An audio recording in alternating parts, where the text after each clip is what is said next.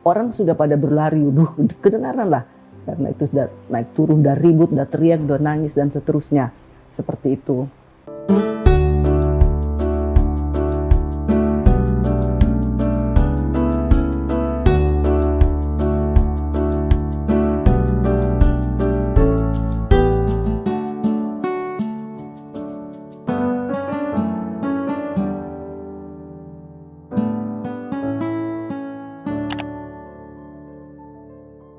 Halo, sahabat Heset dimanapun Anda berada, salam sehat selalu.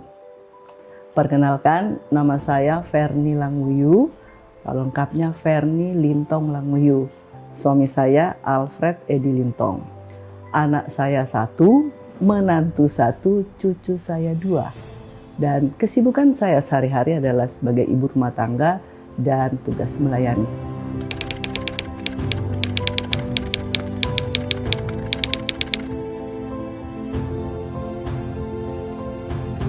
Saya datang sana dengan tujuan yaitu untuk menjenguk orang tua atau bapak saya yang saat itu lagi diopname di Rumah Sakit Samaritan Palu.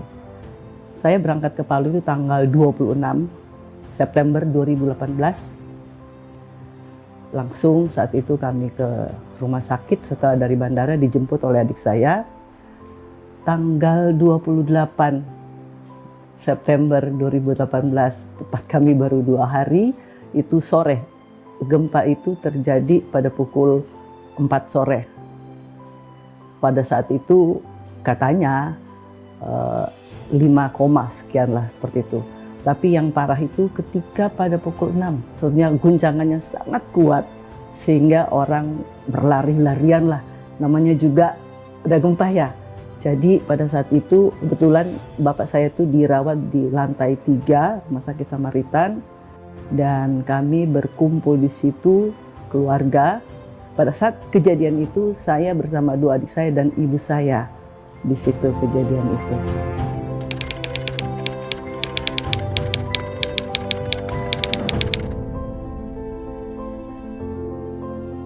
Suasana waktu itu, memang sangat mencekam.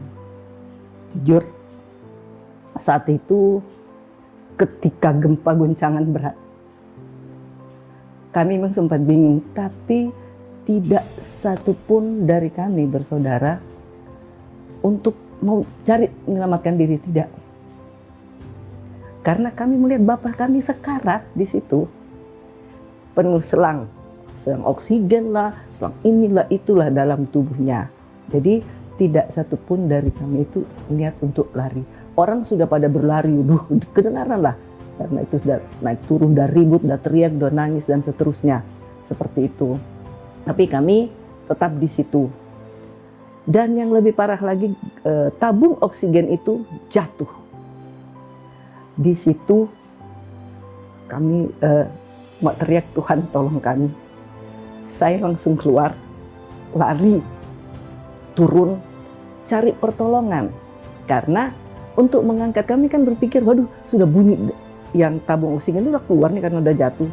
Kami keluar, saya turun cari pertolongan. Saya dapat suster, perawat laki-laki waktu itu. Jadi dia bantu, tapi tidak bisa keluar karena tabung oksigen itu menghalangi jalan untuk keluar mengangkat bapak saya. Akhirnya saya turun lagi dari lantai 3. Coba bayangin, saya harus lari naik turun lantai 3. Saya dapat ponakan saya, tapi luar biasa Tuhan memberikan dia kekuatan. Dia mengangkat tabung oksigen yang lebih tinggi dari dia. Angkat sehingga bapak saya bisa diturunkan. Saat itu ibu saya lagi pada situ lagi mandi di kamar mandi pada gempa itu. Sudah ya, di Tuhan akhirnya kami bisa lolos turun sampai di lantai 1. Nah saat itu suami lagi melindungi cucu ponakan di lantai 2 untuk tempat orang seperti itu. Jadi sungguh mencekam saat itu dan udah gelap, tidak ada lampu lagi.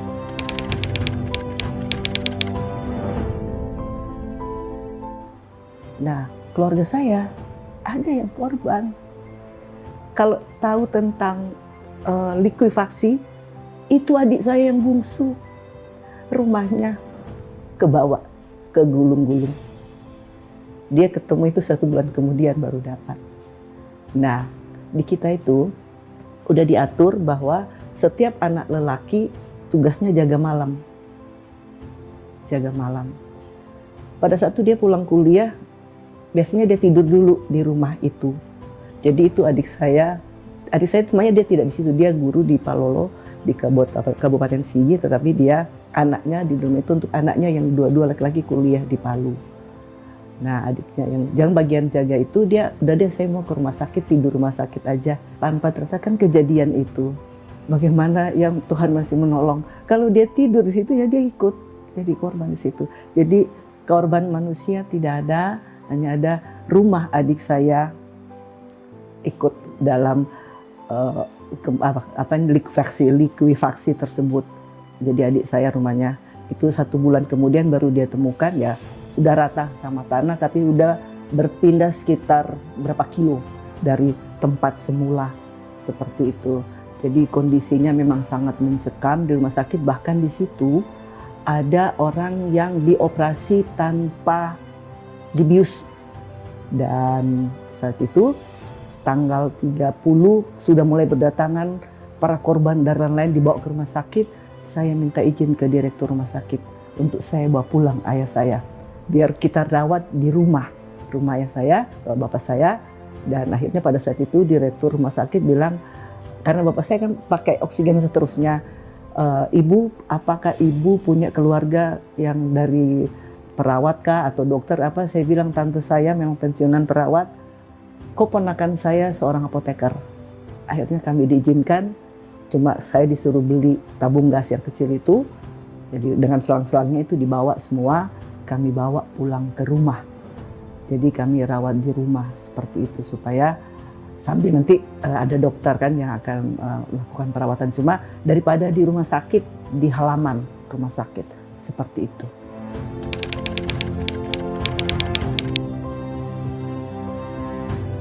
Waktu saya datang, habis tadi jemput oleh adik saya bandara, sebelum ke rumah sakit saya bilang adik saya, yuk kita beli dulu sarapan buat yang jaga malam biar dia kuat lah, habis jaga semalaman nih, saya bilang gitu kan. Kami mampir, terus kami ke rumah sakit. Setelah di rumah sakit ketemu bapak saya, ibu saya, udah saling bukan terusnya. Saya lihat apa kira-kira, saya tanya adik saya yang memang di Palu, apa keperluan yang dokter suruh beli seterusnya, keperluan disitulah. Oke, saya keluar, saya beli. Nah, itu hari pertama tanggal 26, kita kan nggak tahu bahwa ada jember dan seterusnya. Saya tujuannya itu untuk keluarga gitu, karena pasti kumpul di situ. Besoknya 27, saya nggak tahu kenapa ya tergerak untuk belanja lagi. Saya bilang yuk kita ke mall, ke itu supermarket atau apalah di sini, saya bilang. Adik saya menegur, lah kan kemarin udah banyak tuh, sampai udah nggak tahu mau taruh di mana. Kok belanja lagi?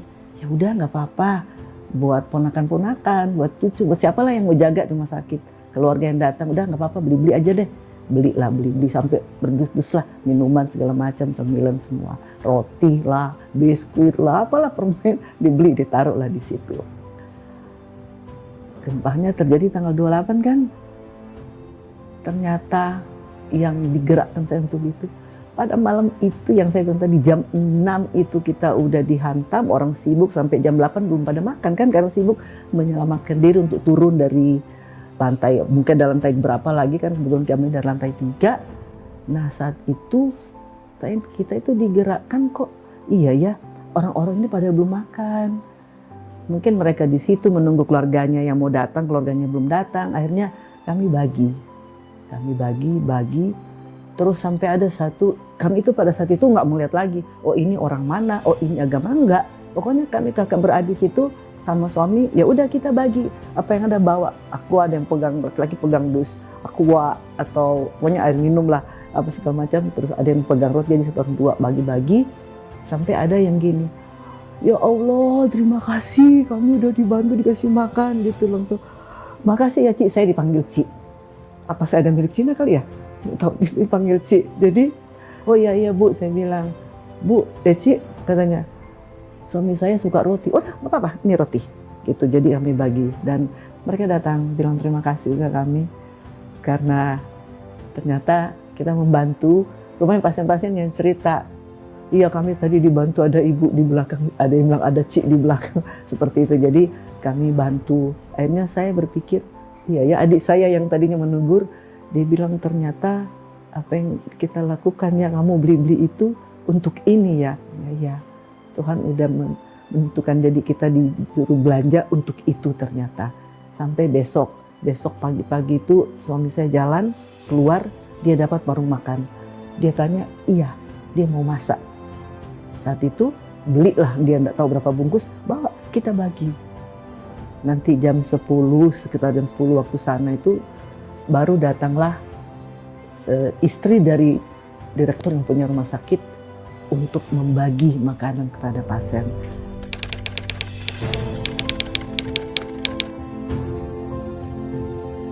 Kita kan sejak kecil itu udah diajarin ya, maksudnya rajin ke gereja, dan sampai sekarang kita udah melayani. Jadi Tuhan kan bilang, kasihilah sama manusia sama seperti dirimu sendiri.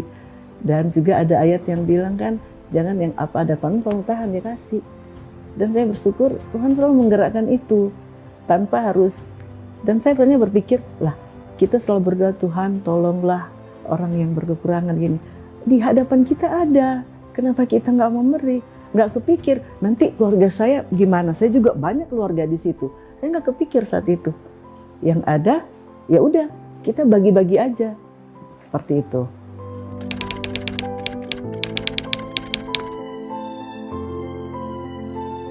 Baik, jadi begini. Setelah tanggal 30 itu kami pulang ke rumah, bawa orang tua ke rumah. Waktu itu pagi kita sampai di rumah itu adik-adik keluarga yang lain dari situ berkumpul, sibuk menceritakan bahwa ada berita gempa lagi dan seterusnya. Saya waktu itu tidak ikut larut dengan mereka, saya keluar, saya pergi berdoa. Satu kamar saya berdoa, saya minta, saya serahkan pada Tuhan. Luar biasa, cuman beberapa menit, tidak sampai. Saya keluar di rumah, masuk di WA saya orang yang dipakai Tuhan untuk menolong kami. Dia beritahu, tante, sebentar ada pesawat Polri yang akan datang, harus naik. Minta nama yang mau berangkat siapa aja, terus mobil yang akan antar diminta plat nomornya. Oke, waduh, saya bilang Tuhan terima kasih.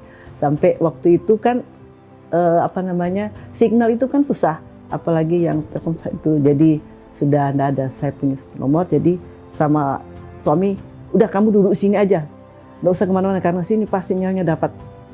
Nah, supaya kalau ada berita masuk bisa. Nah, terus dibilang sebentar jam 6 tante sudah harus ada di bandara, seperti itu. Langsung saya bilang, terus habis itu oke, saya bilang ini nomor mobil yang akan bawa, ini nama-namanya, ini PP berapa orang, 6 orang kami akan berangkat. Setelah itu dia beritahu lagi, tante nanti kalau masuk jangan di bandara, jangan belok kiri. Kalau belok kiri tante tidak akan dapat pesawat. Di pesawat itu cuma turunkan barang berangkat lagi. Harus belok kanan. Saya bilang puji Tuhan, tadi malam saya seperti disuruh masuk kiri itu, memang itu bandara udah penuh dengan ribuan manusia yang untuk rupanya antri untuk naik Hercules. Pada saat itu saya bertanya pada seorang anggota API, pada saat itu saya tanya ini apa? Oh ini orang antri Bu untuk naik pesawat besok. Nah kalau ibu mau ibu daftar di sana, tapi malam ini udah tutup. Oh nggak apa-apa Pak, saya cuma nanya doang.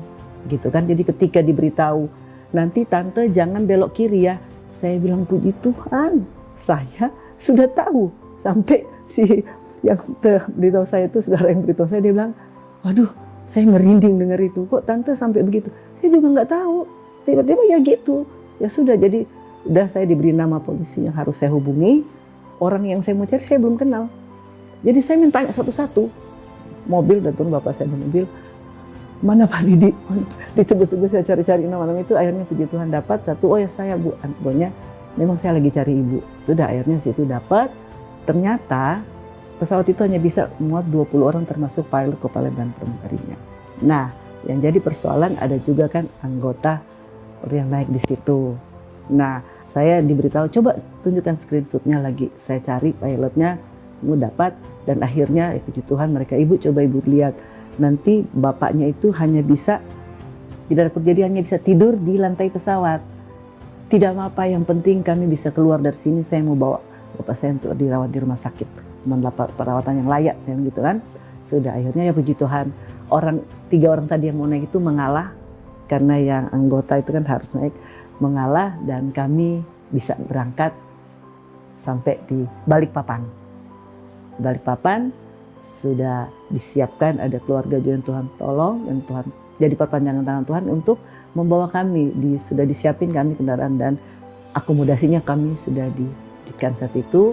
Baru bapak saya langsung dibawa ke rumah sakit, dirawat di rumah sakit di Balikpapan saat itu. Saya mau ceritakan ini pengalaman adalah gini, ketika kita sudah menyerahkan semuanya kepada Tuhan, tahu nggak terakhir itu Mas Amo, ternyata setelah mau itu uang kita dibalikin. Saya kaget juga, katanya sudah memang ditanggung untuk korban. Tapi sebelum itu sebenarnya ada kejadian, jadi ketika saya sudah sebentar lagi mau pulang, karena cuti saya udah habis, saya carikan mama saya, minta udah nggak usah di hotel lain, di tempat yang dekat rumah sakit, sehingga dia akomodasinya dia lebih dekat seperti itu. Nah, ini suatu kesaksian juga bahwa pada saat itu saya akan memberikan KTP mama saya. Petugas daripada penjaga penginapan itu, yang memang penginapan yang rumah sakit, memang rupanya yayasan rumah sakit yang bentuk. Nah, dia beritahu, oh ibu ini dari Palu ya? Saya bilang iya, ibu saya dari Palu. Oh ibu termasuk korban? Iya, saya memang bukan di Palu, tapi saya pada saat itu ada di Palu. Nah, ini saya untuk ibu saya nanti sama adik saya, karena saya harus pulang. Ibu, di samping ini adalah tempat untuk korban dari Palu. Ibu tidak usah bayar. Saya bilang sama Mbak, nggak apa-apa, saya bayar aja. Saya masih bisa, ini nggak begitu mahal, jadi saya masih bisa. Biarkanlah itu untuk orang lain. Begitu banyak nanti orang akan datang sini yang korban dari Palu itu, korban karena gempa. Nggak apa-apa, saya bayar aja. Nah itu tadi, ketika seperti itu, kami akhirnya tadinya sudah tidak berharap dapat kamar, akhirnya dapat kamar, langsung dikasih kamar khusus, terus uang kami dikembalikan. Itu saya sampai, oh Tuhan terima kasih.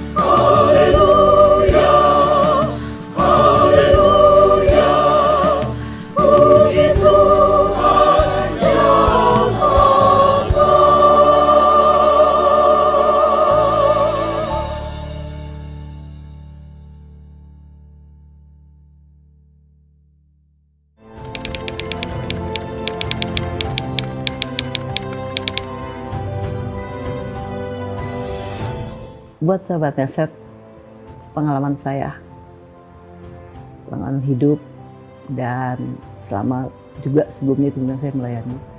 Ketika kita berdoa, kita udah pasrah, kita nggak usah lagi, pikir jalan kon ini, tidak. Saya ingat satu ilustrasi cerita dari seorang misionaris yang saya dapatkan adalah gini. Dia memberikan ilustrasi seperti ini. Jadi ada seorang petani yang memikul ban, jadi bakul dua ya, kayu seperti biasa kan ada dua di sini. Dia ditolong oleh seorang supir truk dan dia dimuat di dalam truk itu. Di truk itu dia tidak turunin bakul itu, dia masih pegang. Padahal kan dia udah diangkat nih. Begitu juga ini. Ketika kita sudah membawa beban itu kepada Tuhan, nggak usah kita khawatir. Dan kita nggak usah pikir-pikir lagi. Habis itu kita mau menyelamatkan diri gimana ya? Kita enggak. Kita itu kami sudah berdoa, ya Tuhan tolong kami. Udah, saya nggak pikir apa-apa lagi. Saya hanya minta Tuhan tolong kami. Dan ternyata setelah itu saya terima WA. Ada pesawat yang bisa membawa kami, sudah dia. Dan kami harus keluar dari situ. Karena udah secerahkan, kita nggak pikir-pikir lagi caranya. Tuhan menyediakan semuanya. Jadi itu yang saya pesan sama teman-teman, ketika kita menghadapi sesuatu, ketika kita sudah minta pada Tuhan, nggak usah lagi kita berpikir harus bagaimana. Asal kita minta dengan sungguh-sungguh, Tuhan pasti menolong kita.